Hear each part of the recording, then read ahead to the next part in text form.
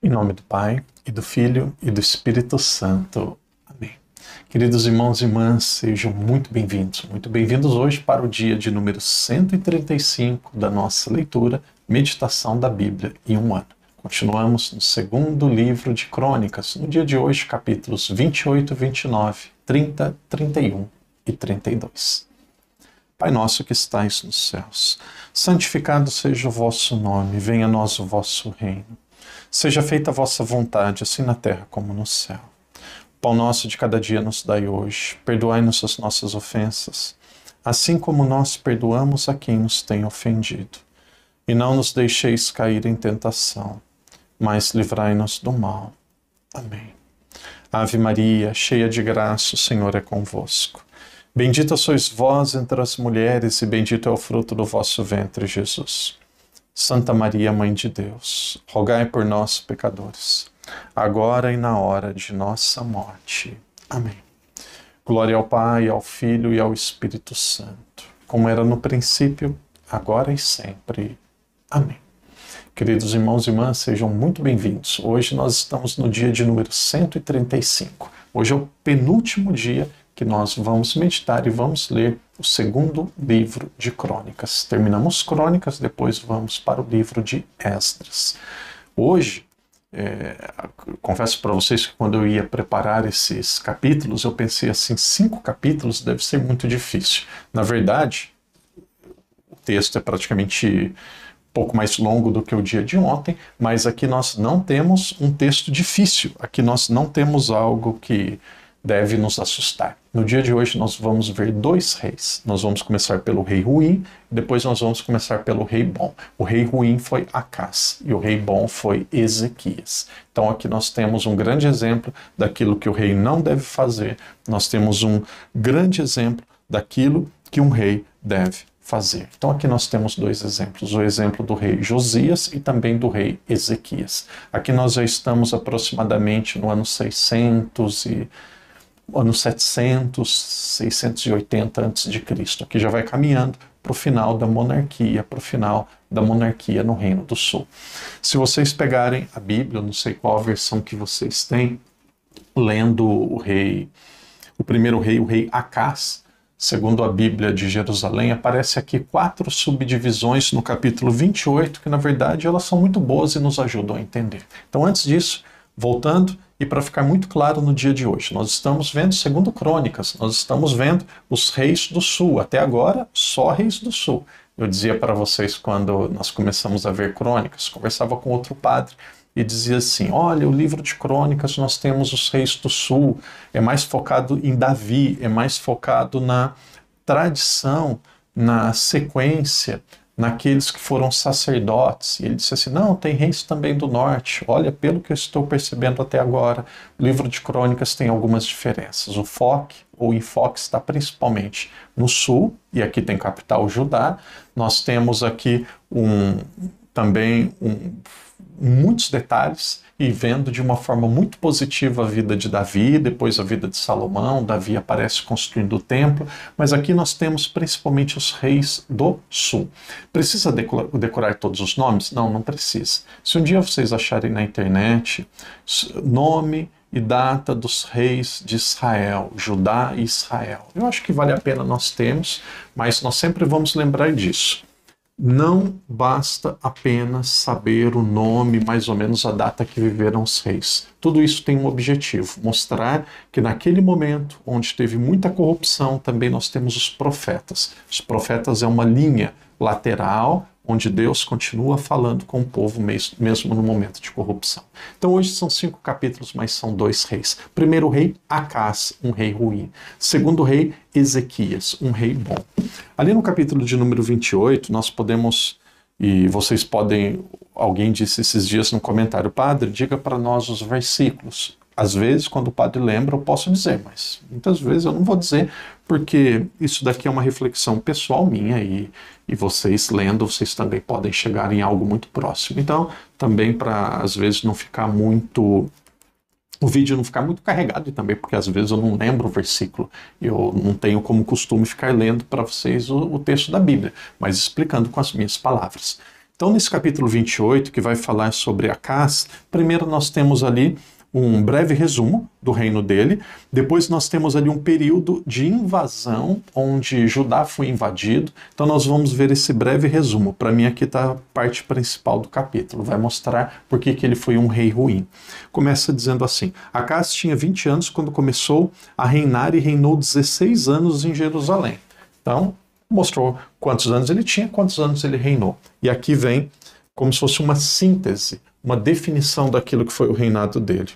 Não fez o que é agradável aos olhos de Javé, como o havia feito Davi, seu antepassado. Imitou a conduta dos reis de Israel, e até mandou fazer ídolos para os Baais. Queimou perfumes nos vales dos filhos de Emon, e fez passar seus filhos pelo fogo, segundo os costumes abomináveis das nações que Deus havia expulsado de diante dos israelitas. Ofereceu sacrifícios e incensos em lugares altos, nas colinas e embaixo das árvores verdejantes. Ou seja, era um idólatra. Fez inúmeros sacrifícios, se afastou de Deus, foi uma pessoa que não agradou a Deus. Então aqui nós temos algo chamado tradição deuteronomista, que mostra assim, é uma das escolas dos autores ali do Antigo Testamento. Nós vamos ver assim, comportou mal, depois vem o sofrimento e vem a perseguição, vem o problema. Quando a pessoa se comporta bem, depois vem a bênção. Então olha a estrutura do texto. Primeiro nós temos aqui como que ele se comportou mal. O que ele fez de errado. Como que ele não agradou a Deus. E aqui vem a consequência. Aqui vem aquilo que ele passou.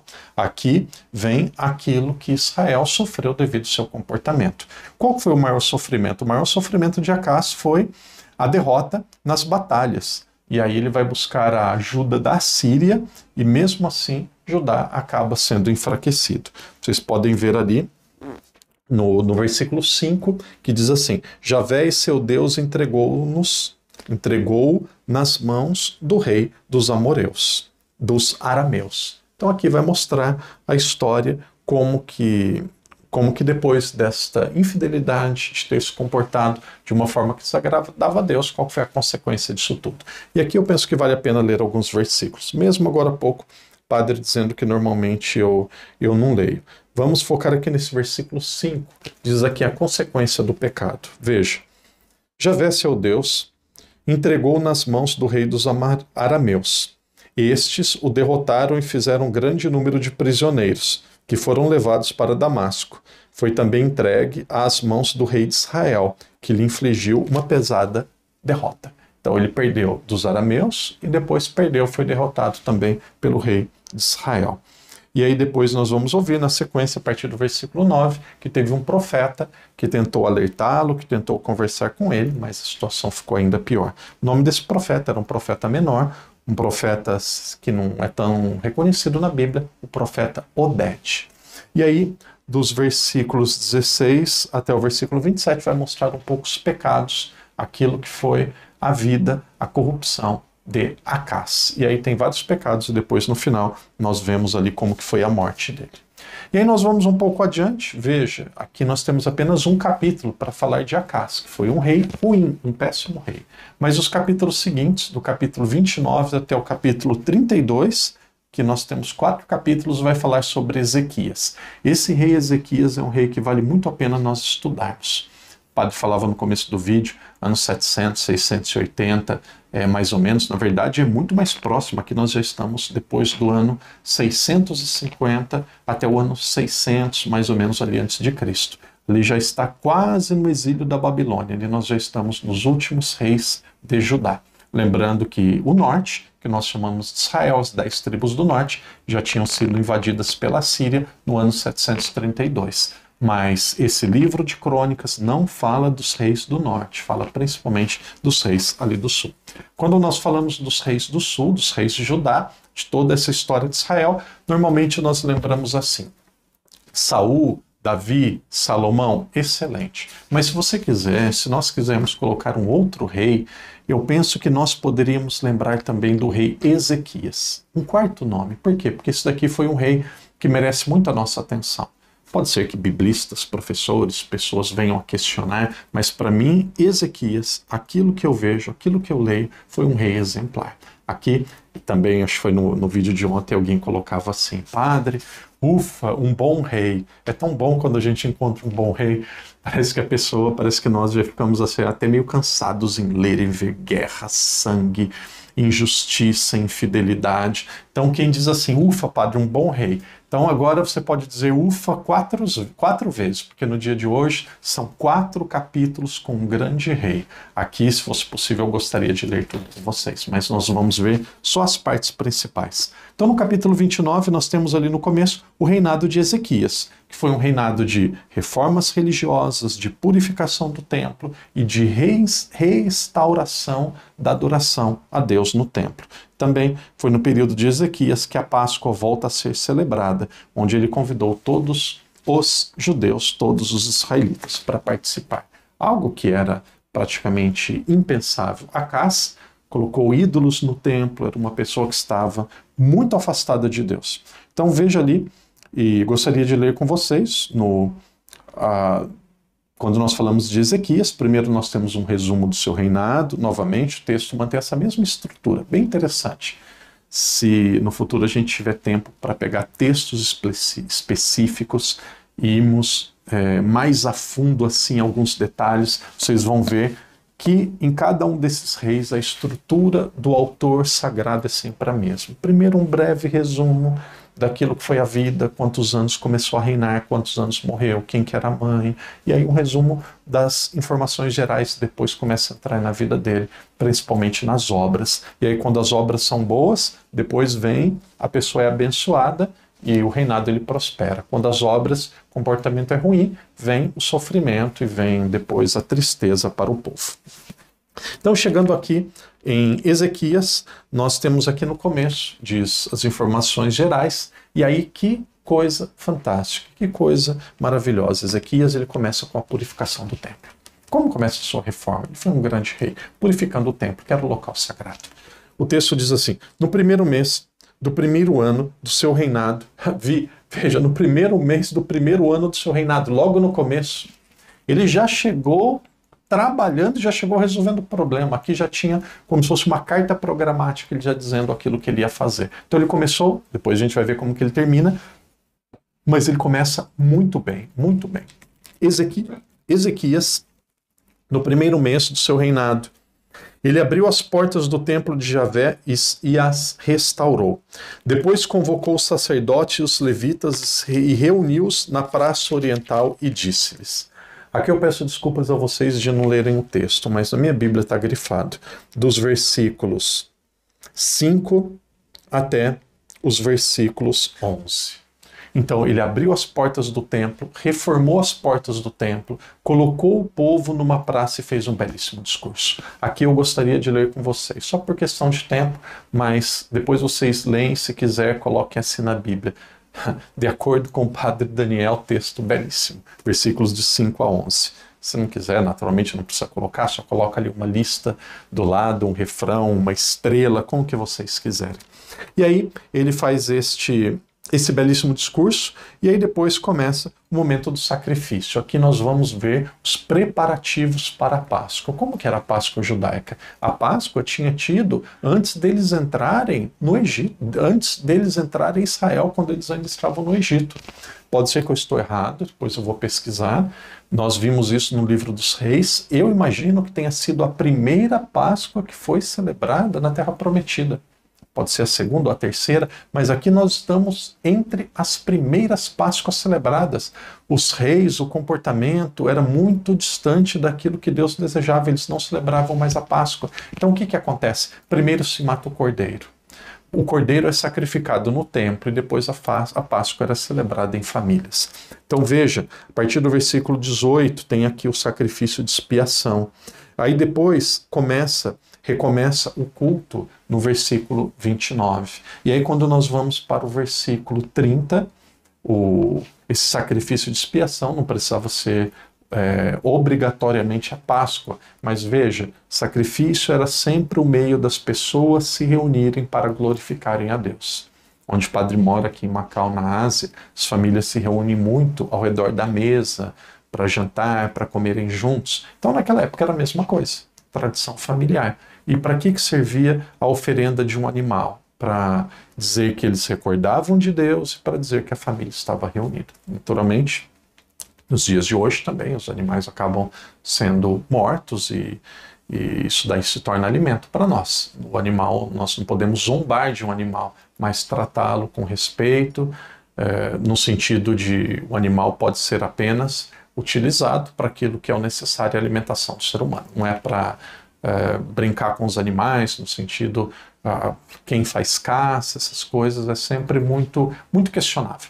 O ideal é que o animal ele sirva para a alimentação do ser humano. Então aqui faz um gesto de expiação, depois retoma o culto, e aí o capítulo 30 é um capítulo dedicado exclusivamente à Páscoa. Aqueles que quiserem ver como que a Páscoa foi celebrada na Terra Prometida, quando o povo volta para Israel, ou quando o povo está em Israel. Esse capítulo 30 aqui fala muito bem da celebração da Páscoa, que foi organizada novamente por esse segundo rei do dia de hoje. Esse rei foi um rei com grandes qualidades, que é o rei Ezequias. Então a Páscoa é celebrada com alegria, com entusiasmo, interessante, mesmo que nem todos estavam preparados para isso. O capítulo 31, capítulo de reforma, vai mostrar as reformas que Josias fez. Ele organiza sacerdotes, levitas, estabelece as ofertas e promove a adoração de forma correta. Veja ali no comecinho do capítulo 31, diz assim: terminada todas estas festas, a festa da Páscoa e também aquele sacrifício de expiação que já tinha sido feito, começo do capítulo 31, terminada todas estas Páscoas, todo Israel que lá se achava saiu pelas cidades de Judá, muito interessante, celebraram a Páscoa, ofereceram sacrifícios, depois saíram pela cidade de Judá, quebrando as estelas, despedaçando as acerás, demolindo os lugares altos e os altares, para eliminá-los por completo de todo Judá, Benjamim, Efraim e Manassés. A seguir, todos os israelitas voltaram para suas cidades, cada um para o seu patrimônio. Ou seja, destruíram todos os deuses pagãos, porque a partir daquele momento estava claro, a adoração, o serviço ia ser exclusivamente a Deus. Depois nós temos a restauração do clero, sacerdotes, levitas, pessoas que nem sabiam direito qual era a sua função, que já estavam totalmente afastados de Deus, aqui tem uma grande restauração. Então aquilo que Josias fez, ele fez aqui uma organização na casa.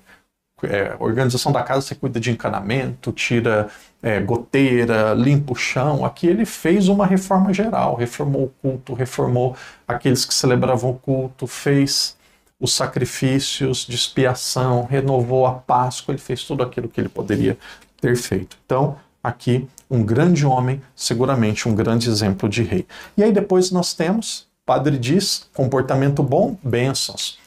Primeiro resumo da vida da pessoa, então normalmente temos essa estrutura aqui nos Reis de Crônicas. O resumo da vida da pessoa, como que ela se comportou. Comportamento bom, bênçãos. Comportamento ruim, sofrimento. Ezequias se comportou bem. Qual que é a consequência? Bênçãos. Como que nós vemos essa bênção? Aqui nós temos um rei, o rei da Síria, Senaqueribe, que invadiu Judá, e aí o texto mostra isso, devido à obediência, à fidelidade de Ezequias, mesmo esse rei, ele sendo forte, ele sendo poderoso, Ezequias, ele confia em Deus, se prepara para a defesa, e Deus responde às suas orações, e Ezequias vence os assírios. Esses detalhes nós podemos ver no capítulo 32 como um todo. Ali a partir do versículo 20, nós vamos vendo que Ezequias, ele reza e a sua oração tem êxito diante de Deus.